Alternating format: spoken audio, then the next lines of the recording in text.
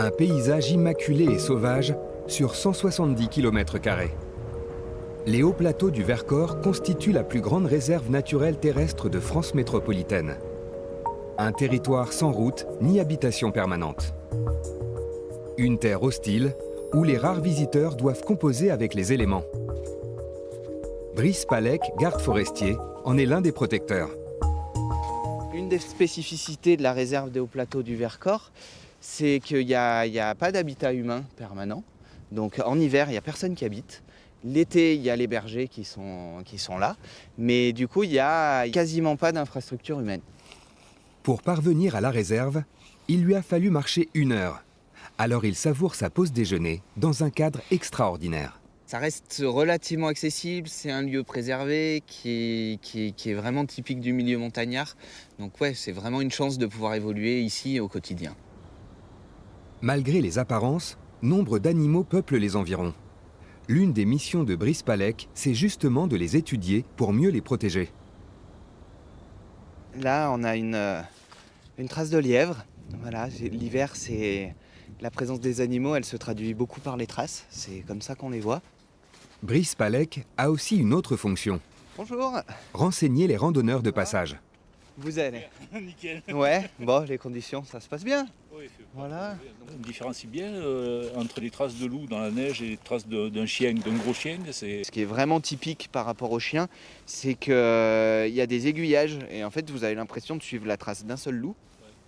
Et en fait, à un moment, ça va faire Y. Et en fait, vous allez vous dire, en fait, il y en a 2. Et ça reprend sur une seule trace. Et donc ça, c'est vraiment... Nous, c'est vraiment ça qui nous fait dire que c'est du loup.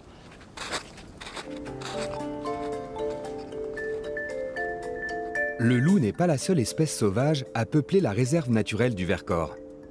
Ici se côtoient des espèces méridionales, montagnardes ou continentales, comme nulle part ailleurs.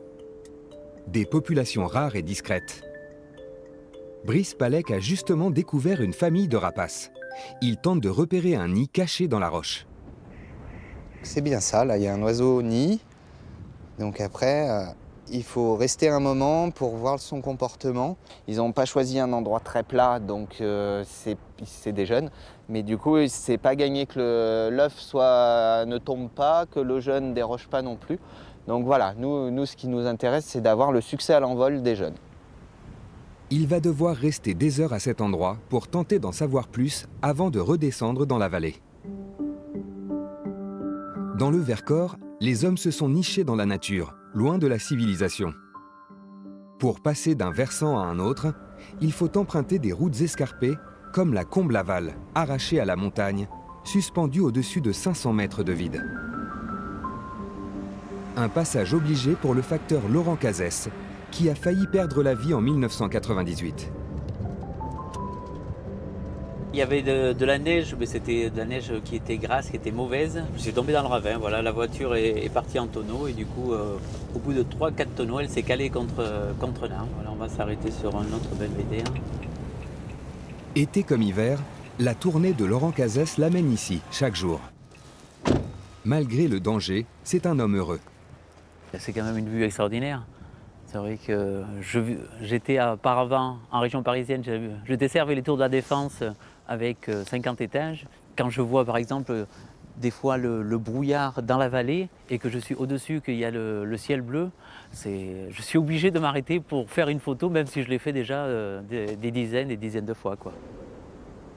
Une petite bouffée d'air pur et c'est reparti pour Laurent qui parcourt chaque jour plus de 90 km. De petits hameaux en maisons isolées, comme ici à Fond-d'Urle, à 1500 mètres d'altitude, Laurent connaît chacun des habitants. Ça va ? Ouais. Ils nous appellent des fois les nouvelles locales aussi qu'on ne sait pas. Bon, une naissance quelque part, un décès, qui va arriver sur le journal demain, mais souvent c'est le trait d'union quand même.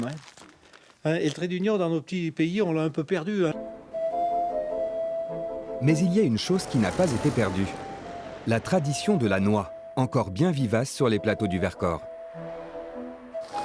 Récoltées à l'automne, c'est en hiver qu'elles sont pressées à la meule de pierre pour en faire une huile au goût inimitable, comme ici, au moulin de Léon. Là, je dépose donc le cerneau qui a été écrasé sous la meule et donc je vais le chauffer. Le fait de chauffer le cerneau, ça va me permettre de fluidifier l'huile par la température, de façon à pouvoir l'extraire ensuite au pressage.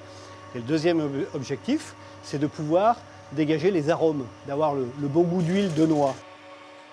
Cette huile, elle est très douce. Elle a même, je dirais, un petit goût de noisette derrière ou de pain beurré.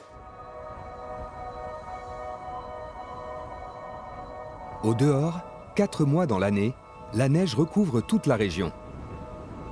Une contrainte naturelle qui rend ce petit bout de paradis difficile d'accès, pour le plus grand plaisir de ses principaux habitants.